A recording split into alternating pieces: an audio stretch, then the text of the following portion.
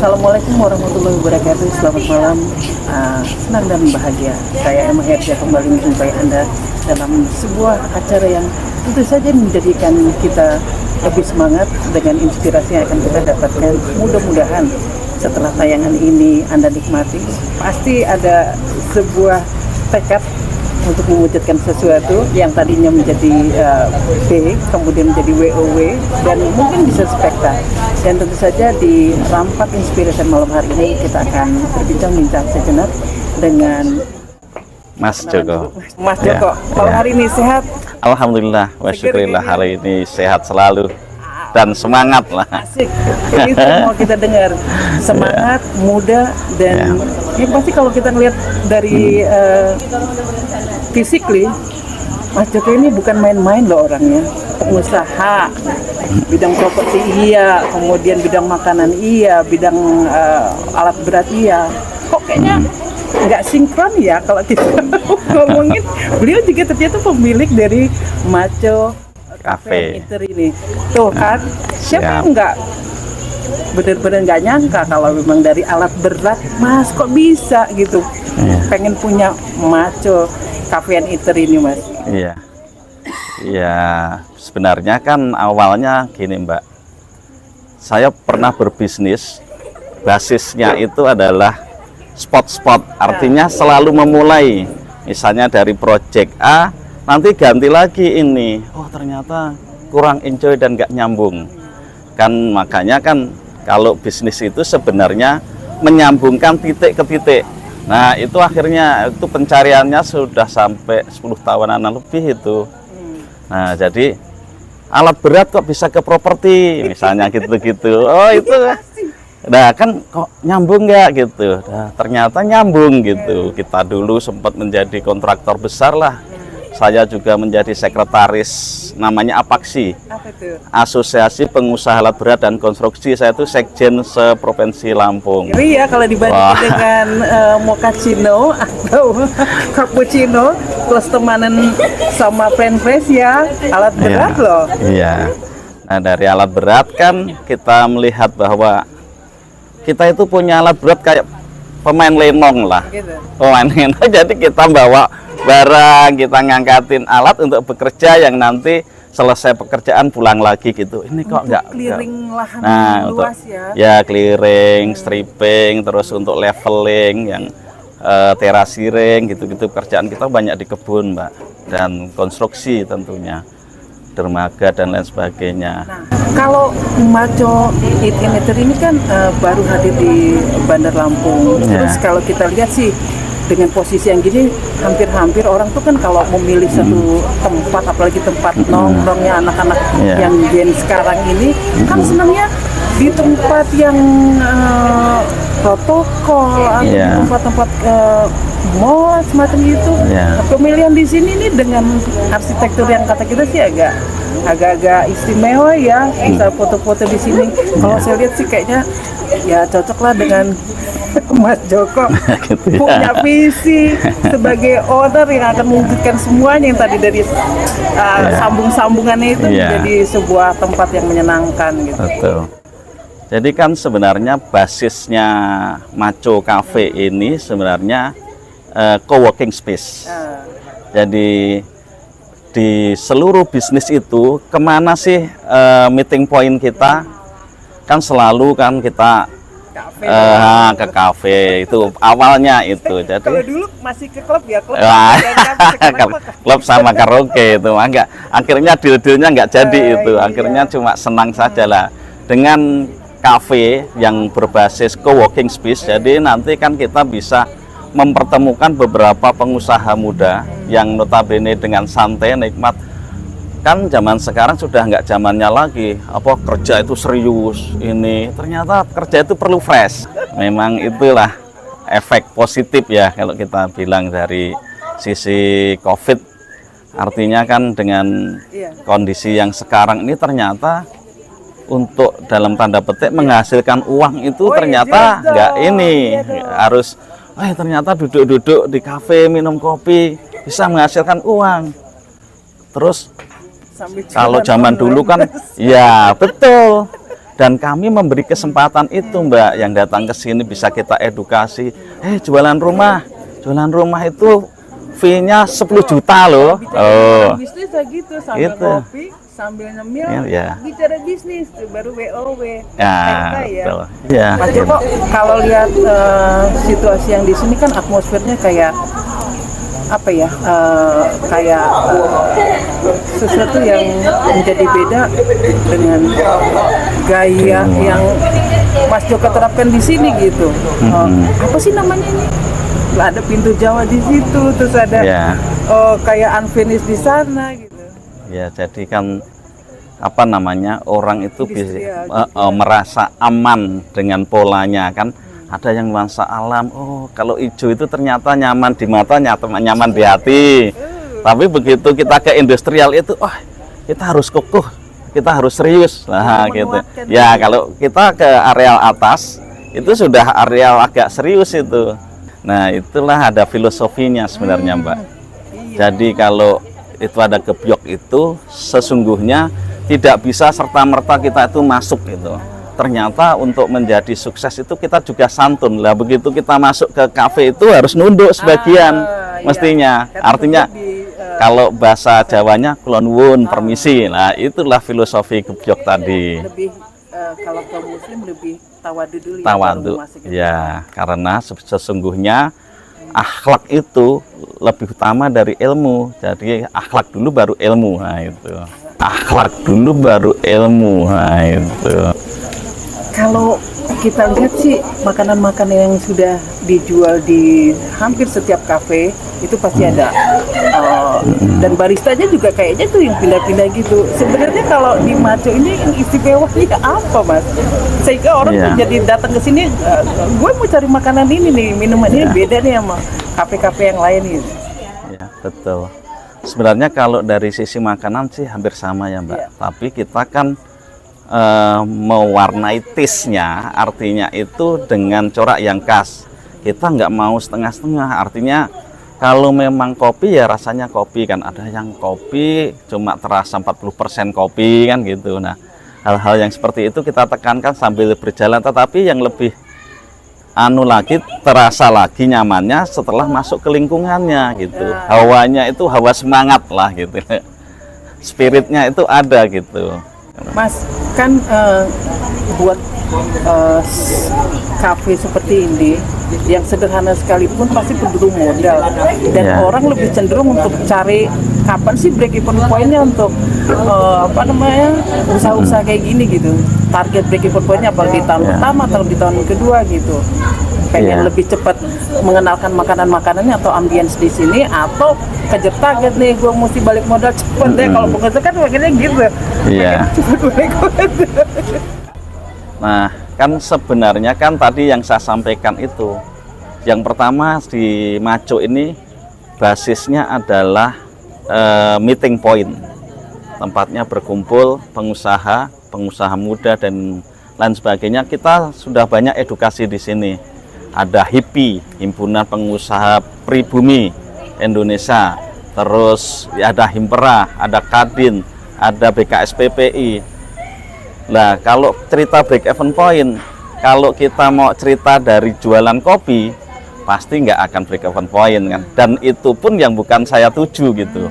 Tetapi adalah jaringan bisnis yang muncul kemudian di saat meeting point itu terbentuk gitu, Mbak. Komunitas terbentuk, terus office ya, artinya walaupun cuma satu meja bisa orang berkantor, terus ini saling berbisnis. Nah, ini melebihi dari cerita break even point, karena ini akan memunculkan bisnis baru, akan memperlancar bisnis yang sudah ada. Misalnya kemarin ada dari Sika itu sudah daftar, Pak, saya ngantor tempat Pak Joko tapi saya perlu ruangan ini. Kalau ngantor di tempat saya kan ruang rapatnya bebas, silahkan.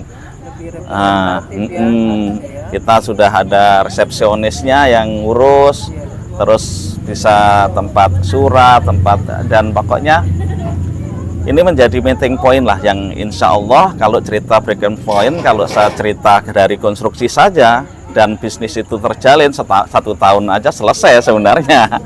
Kita belum tahu ya, apakah Mas Joko akan terus atau stop di bidang ini saja atau nanti membuat franchise di mana-mana gitu kan? Oh iya, pasti betul. ada targetnya seperti itu. Dari kalau lihat komunitas anak-anak muda, banyak kafe di Bandar Lampung ini semua tempat menyajikan ambience yang cukup enak, cukup menjanjikan buat mereka. Betul. Tapi ada juga yang cepet tutup tuh Mas, biasanya 1 tahun kolaps, Ya. terus ya udah gitu. Tempat Betul. baru lagi mana lagi gitu. Nggak takut dengan persaingan yang seperti itu Mas Joko? Ya, kita sih kan tadi Mbak, kita itu berbasis komunitas lah ya. Jadi kalau namanya komunitas itu kan tidak selalu berharap dari kafenya ya, tapi dari situlah akan muncul bisnis-bisnis baru. Ceritanya mau di franchise kan kayaknya iya gitu loh. Dan Aku ya Mas, tapi potongannya jangan gede-gede. siap, kita itu support. Artinya begini, kan franchise kita ini nanti akan bahasanya dalam tanda petik, kalau ceritanya gitu, hamba di sisi Allah itu yang paling baik itu yang mana? Yang banyak manfaatnya bagi yang lainnya.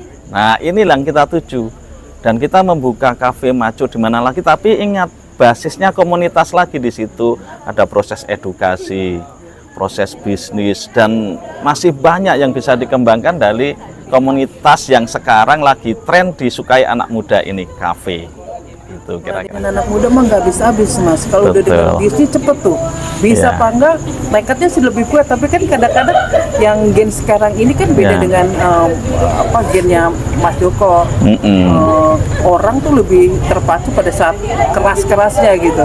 Sementara yang sekarang itu kan lebih merasa, kok bisa nih dengan googling sedikit, apa sih yang nggak bisa manajerin sesuatu Iya. atau membuat sesuatu. Tapi kan kayak mentally itu saja berbeda ya Mas. Gimana kalau Betul. kita maco ini bisa mempengaruhi konsumen di sini untuk bisa lebih berbuat sesuatu yang lebih matang lagi dari yang Betul. lebih dari Mas Joko pikirkan gitu. Betul. Jadi ya itulah artinya kan anak muda ketemu senior, kan artinya kayak pilot project lah. Wah, itu sukses kenapa kan gitu.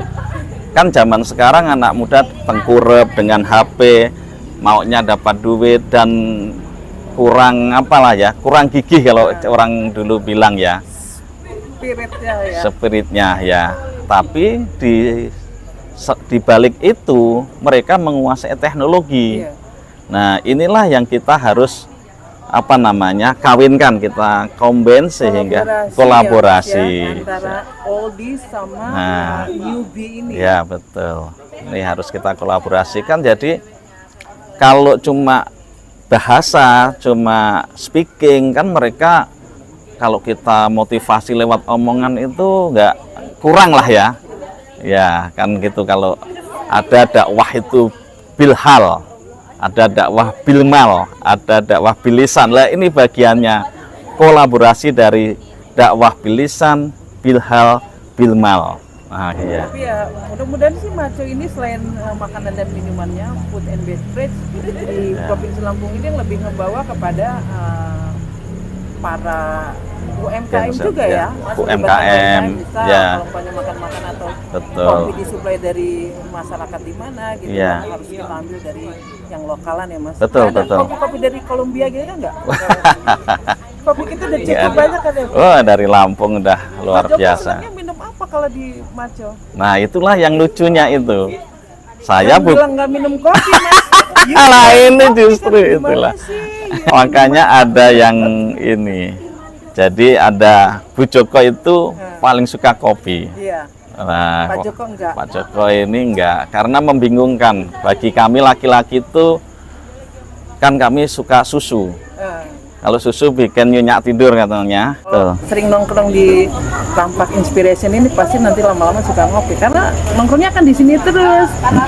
Teman-teman juga nggak akan temukan tempat lain di sini, nanti juga akan ketemu tokoh-tokoh, ketemu juga dengan Betul. entrepreneur, anak-anak muda yang punya tekad kuat untuk maju lebih besar lagi dan lebih ada greget lagi. Yang pasti kalau Mas Joko ini menjadi seorang yang enggak, kalau kata ku bilang sih beliau ini enggak tua-tua amat ya. buktinya mau buat yang seperti ini gitu, dari yang usaha berat biasa ngeduk lahan sekian hektar ini kalau cuman kayak gini mah. Masa sih kamu nggak mau punya inspirasi yang seperti itu juga dan mewujudkannya di dalam sebuah resolusi yang akan datang? Kalau di Maci ini nongkrongnya semua pasti dapat dan semua pasti kenal. Mas Joko ada pesan nggak buat anak-anak muda? Kan gaji ini nggak seberapa, tapi hobinya nongkrong terus, gimana mau punya rumah? Gimana Impero mau menghidupkan proyek-proyek yang dari Presiden Prabowo kan maunya itu ada 3 juta rumah gitu. Sementara Gen Z ini, Gen Sigma lagi belum punya kekuatan untuk mengolah dirinya untuk mendapatkan uang. Mereka harus fight soal uang itu, tapi kayaknya rumah itu agak-agak susah kejangkau dong Mas. Gimana Mas? Ya itulah, ada beberapa alternatif yang sebenarnya nggak apa-apa ya Mas. Nggak apa-apa. Ketua Himpera sih. Pesan ke anak muda itu kan gini, anak muda itu harus merasa lapar sehingga dia punya spirit untuk mencari, bahasanya itu isi dunia lah, isi perut, dan merasa bodoh. Untuk apa? Jadi dia akan selalu semangat, artinya gelas kosong untuk mencari ilmu baru. Inilah yang sebenarnya menopang kesuksesan mereka. Kalau masalah perumahan itu banyak program-program pemerintah yang terkait kayak gitu. Jangan terbawa istilahnya apa ya, isu di luar bahwa kita sudah nggak perlu rumah. Di Amerika sekarang banyak tunawisma karena prinsip ini. Dari rumah itu kita bisa menjadi sumber dari segala bisnis. Satu, dari fisiknya sendiri, rumah itu selalu naik, harganya naik, karena Tuhan tidak menciptakan tanah kembali. Hari ini dibangun, besok harga naik. Harga naik, iya, pasti kayak gitu. Kita jualan juga kayak gitu, dan ini akan bermanfaat. Yang kedua, di rumah itu bisa menjadi basis bisnis mereka. Jadi kan di kafe oke lah, temu di beberapa ini, tapi ada yang artinya ada waktunya perlu menyendiri ya. Rumah itu memberikan peluang yang lebih leluasa dan investasi yang pasti untung.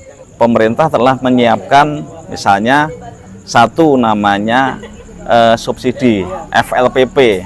Nah ini kan keringanan banget. Zaman dulu sempat 600 per bulan, setara dengan kalau ngontrak, ngapain ngontrak? Sekarang ini kan banyak kemudahan yang diberikan oleh pemerintah, dan perbankan sendiri sudah diberikan delegasi lah, artinya memang harus segera bisa mengakomodir. Mas, kalau urusan properti udah jagonya, tapi kita nggak tahu juga nih properti yang lagi dikembangkan di perusahaannya Mas Joko di mana tuh? Kita murah lah Mas. Kalau bisa bayar berapa bulan? 20 tahun. Rumah sederhana ini bersubsidi, kita ngembangkan ada di Sabah Balo, Gunung Langgar, itu sekitar 150 unit dalam proses pekerjaan. Lalu ada di Natar, namanya Al Amin Jati Estate, tepatnya di depan Pondok Pesantren Darul Fatah, itu juga masih ada 100. Lalu di Bandar Jaya kita ada namanya Rafasa Citra Pesona, ini 350 unit nih Mbak. Ini kan kita tadinya mau kerjasama dengan kebun, nah untuk mengakomodir pekerja, karyawan dan pekerja untuk memiliki rumah. Susah nggak memiliki rumah? Ternyata sekarang tidak susah. Mahal nggak? Ternyata tidak mahal, kan gitu. Nah iya, karena kan memang kalau sekarang itu orang ngontrak itu 1.250.000, kita bayar angsuran satu bulannya 1.250.000. Selama 15 tahun rumah itu milik kita sendiri. Kita mau rehab, kita mau apain, nanti kita butuh, kita jual, mau ganti lagi, itu udah punya kita, dan rumah pasti harganya selalu naik. Investasi dengan dua manfaat, nilainya bertambah, manfaatnya bisa digunakan, carportnya atau garasinya bisa untuk jualan, buka kafe kecil, buka potong rambut. Nah kan masih banyak yang bisa kita eksploitasi dari nilai properti itu sendiri di rumah, apalagi ini cuma setara dengan 1 bulan kontrak angsurannya. Dan DP-nya gimana? Kalau kami program membantu untuk kemaslahatan, banyak kita nggak pakai DP, Mbak. Tapi ada juga kan Mas, di beberapa tempat dia nggak mau pakai pengembangnya, nggak mau pakai bank, tapi mau pakai subsidi, tapi langsung mereka keuangan langsung gitu dengan beberapa kali gitu. Ya. Ada juga gitu. Ada kita itu namanya sebenarnya kita akad syariah ya, di kita itu ada akad syariah. Joko, senang banget bincang-bincang malam hari ini. Terima kasih. Semua yang menjadi wujud Mas Joko untuk membuat Maco KPNI Trini seperti visinya, bahwa di sini juga bukan hanya makan, ambience, tapi Anda teman-teman juga bisa langsung keep in touch bersama para pengusaha dan juga bisa langsung terinspirasi untuk melakukan sesuatu yang B menjadi WOW atau bahkan spekta. Akhirnya akan kembali lagi mungkin di lain kesempatan bersama inspirator lainnya. Tapi terima kasih. Assalamualaikum warahmatullahi wabarakatuh. Waalaikumsalam warahmatullahi wabarakatuh. Terima kasih, Pak Irma.